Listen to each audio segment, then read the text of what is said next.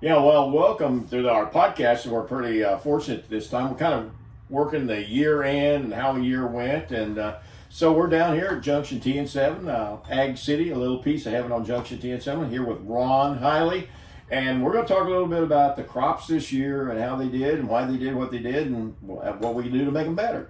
So, Ron's been all around this country for how long now? How long you been? 60 years. 60 years, yeah. Started here.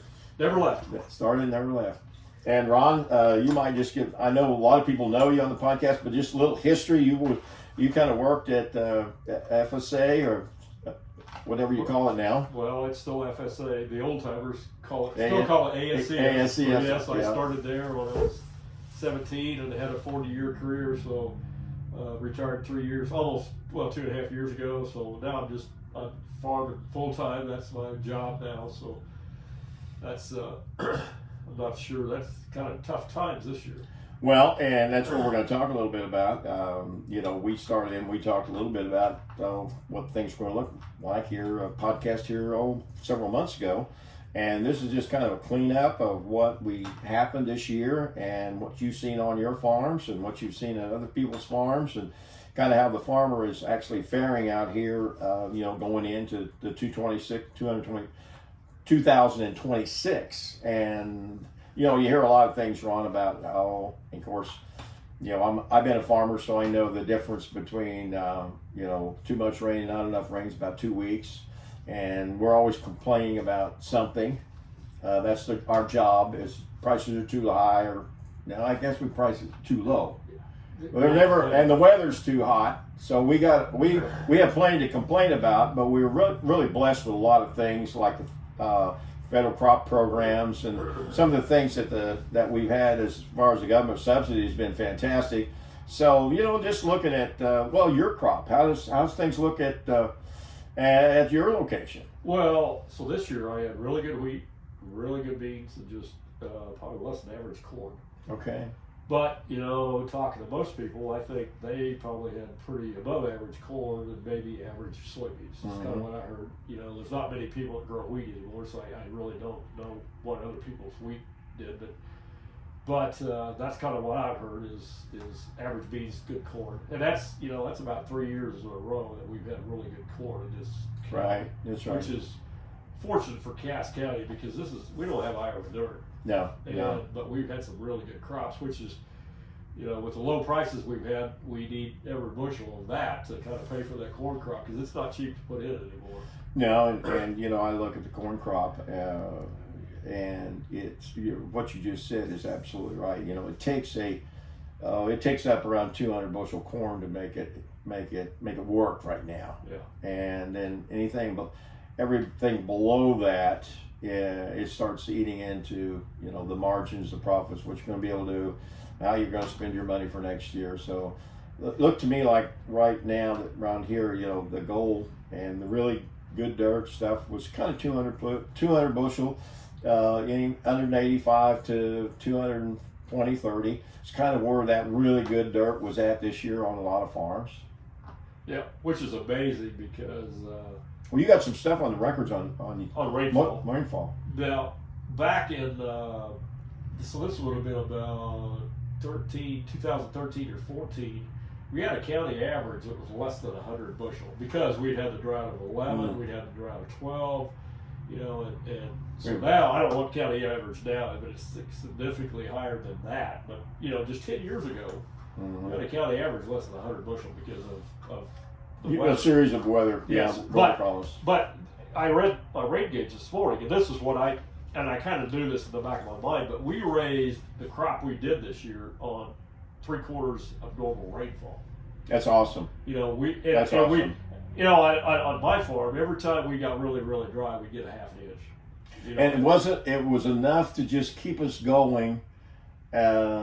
And we had to have that other half or 3/4 inch, and just spoon fed us all year long. And it seemed like we would get it in the evening, and it had all night to soak in, and then the next day would be cloudy. If we would have got a half an inch in the morning and it was 100 degrees by noon, that wouldn't do us much good. But we'd get those half inches in the evening, and then we got a lot of good out of those. So So it doesn't take a lot of rainfall, but it takes really timely rainfall. Right, right, right. Well, I think as a whole, you could say Western Missouri. Now, I will say, over there in that Cleveland area and over there towards that Kansas area, I did talk to some farmers yesterday that said, they were in the 30 bushel range in their soybeans, and they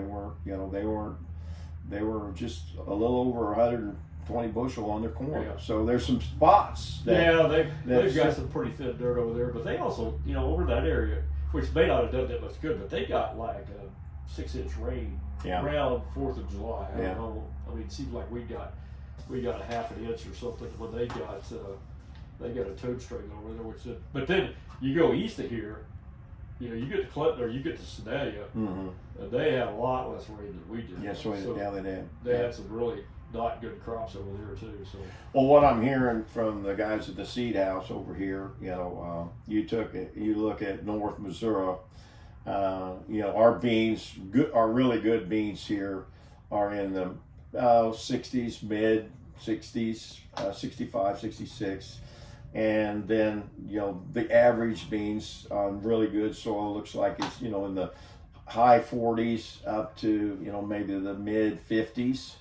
So we've had a heck of a crop. And then you take up around King City and up there, those boys are coming in at 70 and 80 bushel beans. yeah. So you look at North Missouri and you look north of Kansas City, the airport, and that's been really good crop plan this year. They got a lot of moisture at the right time.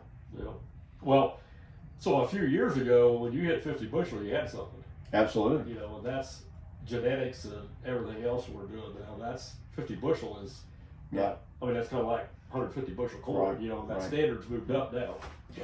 Well, I would be. I got to bloviate a little bit. I'm telling everybody this is. I'm really trying to figure out whether this is working because we mess with hemp here, and of course that's some of the things that we're committed to and how we can make the soil better.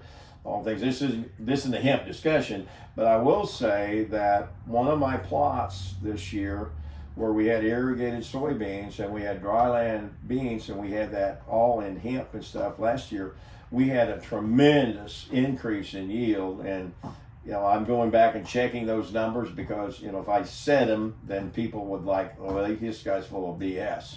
And not that I'm not a little bit sometimes, Ron. It's just that I don't want to expose myself. So, whatever you want to call it. Well, and I'm kind of doing the same thing with no-till cover crops, and I think I'm starting to see the advantage of that because I've been doing that for, no-tilling for about 14, 15 years and cover crops for probably 10. So I just think that it takes a while to get that system working. Right. And I think I'm seeing some of the advantage to that now.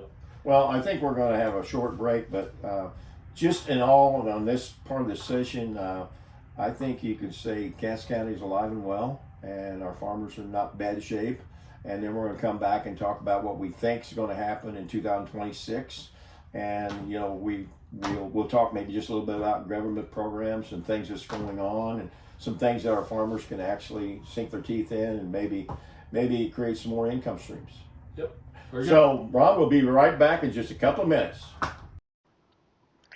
Hey, I'm here doing a little commercial for Ag City, a little piece of heaven, Junction TN7. Down here, a little piece of opportunities with all kinds of growers and farmers and people. And today we had a really special guest was Ron Highley. And I want to thank Ron for being here, being a part of Ag City. And, him sharing a lot of his information about what he knows. He worked so long at the ASC office. He was somebody that our farmers all went to for everything. But again, he's just one of the items that rural America has. We have the Still Meadows, the Yaya Farms, and the Nicos, and Little Dixie. And we're getting ready to have a really cool event coming up in Little Dixie.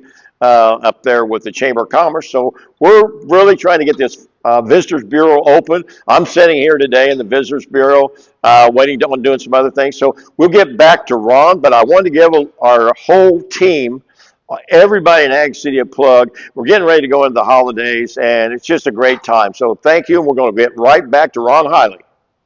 Well, Ron, we're back, and we're just kind of going to talk a little bit about the end of this year and what we're seeing for next year, and what maybe some of the opportunities for our farmers are going to be, whether it's in grain farming or livestock or whatever it's going to be. But right now it's kind of the clean up and make sure your ground's ready and do whatever you're going to do with it, and that's kind of what you're doing now, isn't it? Yep. So I finally finished up with harvest last week and cleaned everything up this week, putting it in, and got the last piece put in the shed last night before the rain. So it all feels pretty good to have a little break. So this is your break then. Yeah, this is it. Well, now as you get ready to think about next year, Ron, we finally got the government back going, and we as farmers, we do rely heavily on some of the government subsidies. Now we're getting some criticism for that, and I don't know whether that's justified or not, but I know the big thing that we live and die on, and people think about the subsidies on the farm of being for our farmers, but it's like federal crop insurance. If we didn't have federal crop insurance, we couldn't borrow any money. So you say it is for the farmer, but a lot of our younger farmers, they are carrying a lot of debt, and they got to go to the bank and they got to make out. The guy's got to say, hey, yes, we'll go with you another year. And some of these young farmers, it's year by year. And so if we don't have a federal crop program, and if we don't have a little bit of assistance, that if we have a disaster or something, it makes these young guys it'll put them out of business pretty quick if they can't get money to do their operations. Yep. So I think that's the big thing I see in our government programs, is that we do have a way for us to provide equity to the bank. And the bank is really the one that's driving a lot of this, because they won't loan money unless they they attach that federal that check. Some kind of guarantee behind it. Yeah. I mean, so the government a long time ago took the position of a cheap food supply as national security. So I mean, the way I always looked at it, you subsidize the 2% that were farming, so that the 98% of the United States could eat pretty cheap. Yeah. And we still do. We eat Yeah. cheap and we eat good. I mean, sometimes you don't think it's cheap, but if you go to another country, I think compared to the United States, Sure, we've got it pretty good here. So, well, where can you go anywhere in the world? And I took about 4 years and traveled around and seen some of the ways people have to eat and how they butcher chicken. You go pick it out and then you watch them kill it and they chop it up with a meat cleaver. And so I've seen the third world consumption before. it's fresh. And yes, fresh, you can't complain about it. And it's probably, there's no hormones in it because it just came in off the prairie, Yeah, maybe a little tough. Well, you have to, you want to have a good set of dentures if you're going to eat that chicken. Yeah. But in all sincerity, you go to the supermarket, and now I'm living in the Harrisonville area, and so I get to do some of the shopping. I never did that before. My wife always took care of the shopping, and I would work. Well, now she's still working, and I'm doing some of the shopping. Well, I got to get half a gallon of milk in the car right now. Well, you understand what I'm saying. Exactly. So I go in, and I always say, why go buy a whole bunch of food and take it home and then put it in the refrigerator, and then a third of it spoils because you can't get it. So from the countryside, now we started little portions. Yep. But you can go to the grocery store and you can get strawberries, you can get pies, you can get anything you want to eat. You got stuff that's non-cholesterol, you got this diet, you got this coloring. I cannot imagine the choices that we have as consumers of whatever we want. We got 25 different types of one kind of cookie. Yes. But if you ever go to the store and that shelf is bare, I've never been there. Well, I know, but yeah. Well, the egg thing, that we had no eggs for a while. Yeah. I mean, or like the COVID, there was Yeah. no toilet paper. Yeah. And people suddenly realized, oh my God, we must have a problem because there's no. Well, and we always went to the Sears and Roebuck catalogs when things got tough. Yeah. Of course, the people won't understand what that means, Yeah. I'm sure. Yeah. But we don't have that issue today. We have, and as far as food prices, the basic food prices, if you want to eat normal, is pretty reasonable. And if you kind of pick what you eat. So the food thing to me is we're just so blessed to have all the variety of things that we need. Well, it's what I said. I mean, during the COVID thing, I said, we're never going to go hungry in this country. We're going to have something to eat. Mm-hmm. It may not be what you want to eat, but we're going to have something to eat. Sure.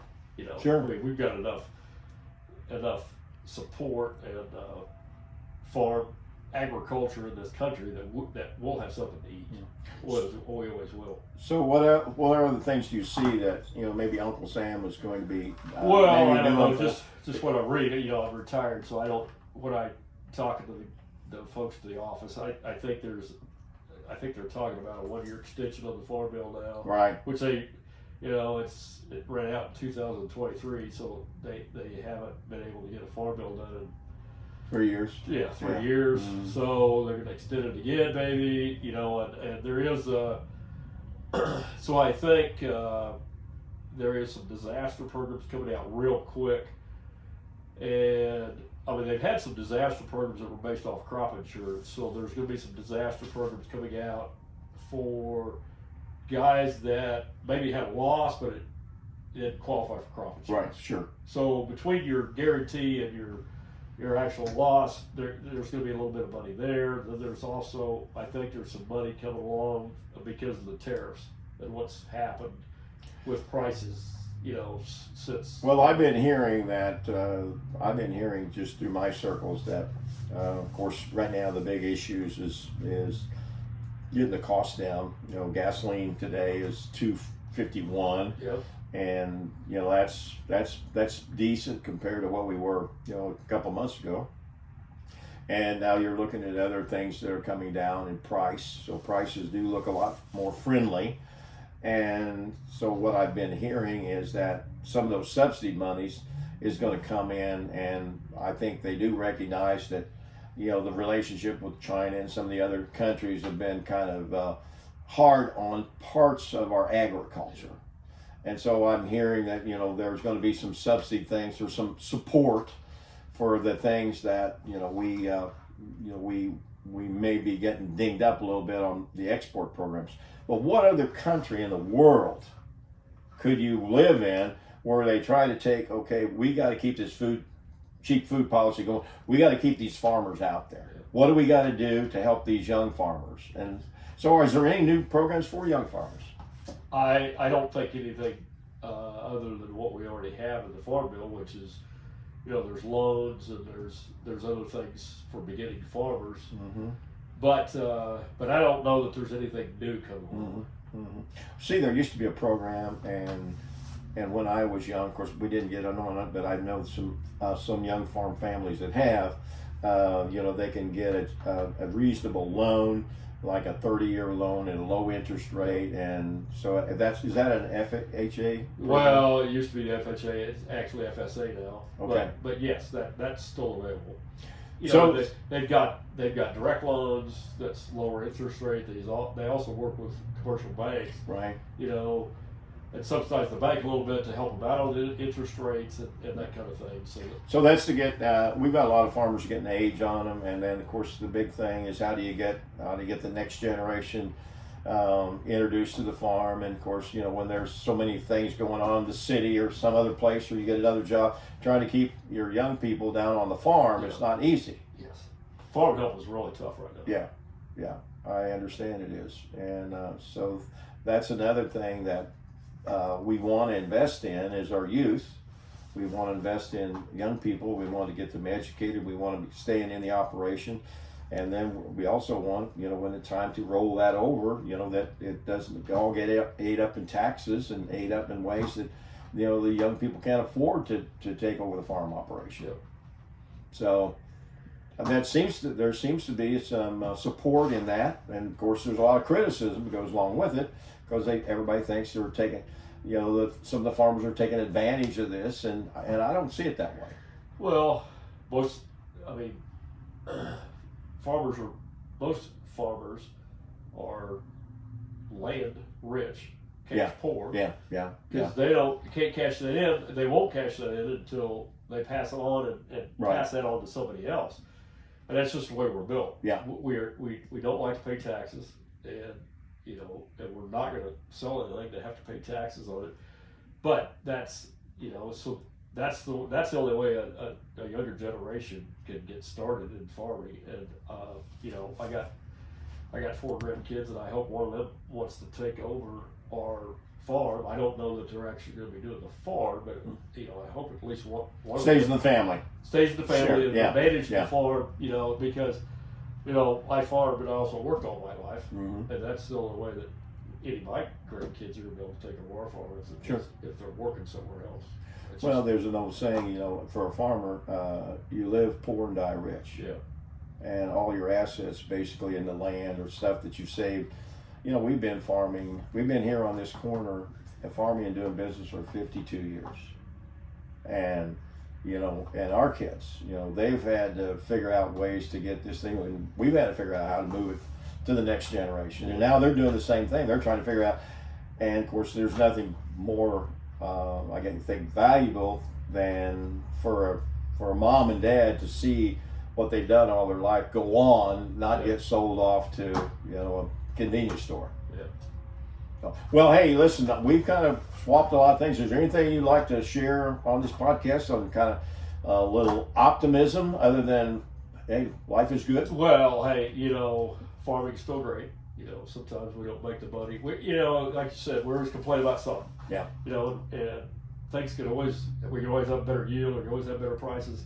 But I don't know. I haven't talked to any farmers that don't think they're going to make it till next year. And this is a cycle. Sure. The cow guys have had a really, really good run. Oh my They're gosh. kind of getting Yeah. hit on now, but Yeah. they've had a really good run. And it was just a few years ago. We had $17 beans and $6-7 corn. So we're just in a cycle that everything's down now. We've had good crops. We're going to make it till next year. So. Well, I think that's where we're going to leave this message. We're all going to make it till next year, and we did a podcast a long time ago on farming is an addiction, and what is your addiction? Well, of course, everybody thinks of alcohol and gambling. Well, us rural people, we get addicted to farming. Yeah. And it's Always like, next year. always next year. Always next year. And next year's going to be better than this year, and we just don't ever give up, do we? Exactly. All right. Can't. Thank you, folks, for joining us in this podcast. Ron, thank you, buddy. You Appreciate you coming. And he's one of the young, wise guys that you can always get some information on if you're around here and you want somebody good to talk to about a lot of common sense things. You just you talk to Ron, and he's one of the main men down here. So thanks again, Ron, for coming, and we enjoyed it. Come back and watch us again. And remember, there's a little piece of heaven down Junction 10-7 here at Ag City.